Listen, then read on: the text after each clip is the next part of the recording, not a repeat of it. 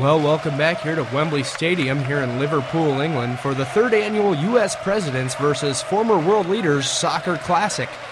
It's been a doozy thus far. Let's recap the scoring as we head into the overtime period. In the 38th minute, Gerald Ford was fouled and took a nasty spill in the box. He would go on to make the penalty kick and put the U.S. up 1-0. But the former world leaders would notch things up at 1 when Fidel Castro would show some fancy footwork and slip past the presidential defense and slide one back post that was just out of the reach for goalkeeper Calvin Coolidge. Fidel Castro is almost too quick. He demands respect whenever he steps on the field. Some would say even a little too much respect. It was in the 42nd minute, just before halftime, when Bill Clinton would have a go from 40 yards out and put it top shelf where Monica hides the cookies. U.S. Presidents up 2-1 at halftime, and it appeared they would win in the closing seconds of the second half until Dwight D. Money Eisenhower would commit a foul against Ho Chi Minh and give up a penalty kick. Adolf Hitler would take the penalty kick for the former world leaders, and when it comes to crunch time, Adolf Hitler always executes. So that's where we stand right now, both sides level at 2 apiece. Let's hear a word from our international sponsors. We'll be right back. Pepsi, Pepsi, Pepsi, Pepsi, Pepsi, Pepsi, Pepsi, Pepsi, Pepsi.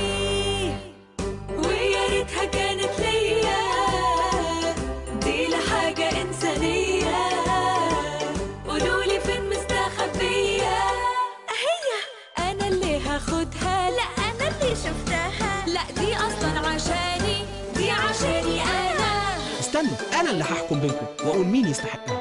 خليكم معانا طول رمضان عشان تختاروا مين يستاهل البيبسي. Welcome back to Liverpool as Saddam Hussein will start play here in this overtime period. He plays it out to Joseph Stalin on the far right wing, nearly out of bounds as he corrals it and plays it back to Raul Castro. I'll tell you, there's a lot of celebrities who made it out for the Summer Classic today. Sarah Palin is in attendance. I'm surprised she can stand to go a whole Saturday without a trip to the gun range. Ball's turned over by the former world leaders and is gathered by the U.S. Here's Woodrow Wilson for the Americans, drops it back for Kennedy, who plays it out wide to George W. Bush, who has a miscue and turns it back over to the leaders. George W. Bush has played extremely physical today, and it appears as though the referee will never call a foul on the former president. After all, it's been said that during his time in office, his approval rates were so low at one point that the only thing he was above was the law. Now Mikhail Gorbachev with it for the former world leaders as Nixon slides in from behind with a malicious foul. Oh, God, no, is the referee going to book him for this? Nixon gets up to speak with the referee as if to say he is not a criminal. Things getting a little chippy down on the field now as Gandhi steps in to make peace. I'd say Gandhi slimmed down a little since last year. And yeah, I can't say I'm surprised. A red card for Richard M. Nixon as he has been excused from this game. It's going to be tough for the U.S. to win this one with only 10 men, especially with star forward Franklin Delano Roosevelt on the injured reserve with polio. And it looks like with this stoppage, we're going to have a substitution for the world leaders. It looks like Mexican President Enrique Peña Nieto will step off and make way for Margaret Thatcher.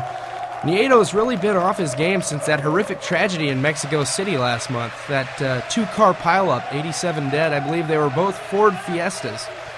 Now Thatcher steps on the field looking for that winning goal for the world leaders. Both teams neck and neck here in this overtime period. The U.S. playing one man down. Here's Kofi Annan for the world leaders. He crosses midfield carrying the ball and plays it off to his right to Kim Dae-jung. Jung looks for options, tries to play one in the middle to Oscar Sanchez, and it's interrupted by Abraham the Town Car Lincoln, and the U.S. have numbers. Lincoln crosses midfield and plays one through to Grover Cleveland. Cleveland left wing drops back to McKinley. McKinley swings it back around to the right to James Garfield. Garfield pressured by Henry LaFontaine, but avoids the defender. James Garfield with cat-like reflexes, and he's on the move. Garfield gets by Ariel Shannon and plays it to his right. Barack Obama, one-timer, he shoots, he scores! Oh, mercy. Betty Williams, the leader's goalkeeper, stood no chance. The rookie has done it. Down one man, and Obama has done it in overtime for the Americans. Just 2 weeks ago, Colin Powell endorsed Obama's campaign, and this surprised many elderly Americans because they thought they were the same person. And Obama is now the hero. Well, this commentator has seen enough to know I have seen too much. I'll tell you, folks, it's games like this that get me over-medicated.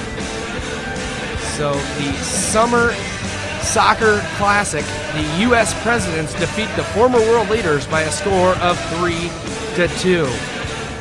You've been listening to the U.S. Presidents versus former world leaders Soccer Summer Classic.